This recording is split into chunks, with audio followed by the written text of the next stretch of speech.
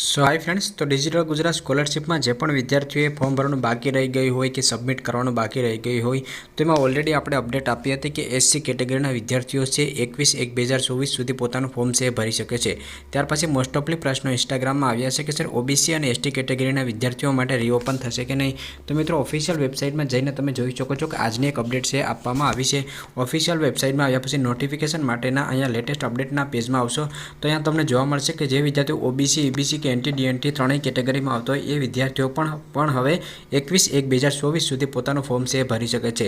ટૂંકમાં કહું તો એસસી કેટેગરી, અનુસૂચિત જાતિ અને ઓબીસી એટલે કે સામાજિક અને શૈક્ષણિક રીતે પછાત વર્ગના વિદ્યાર્થીઓ 21/1/2024 સુધી સ્કોલરશિપ માટેનું ફોર્મ છે ભરી શકે છે।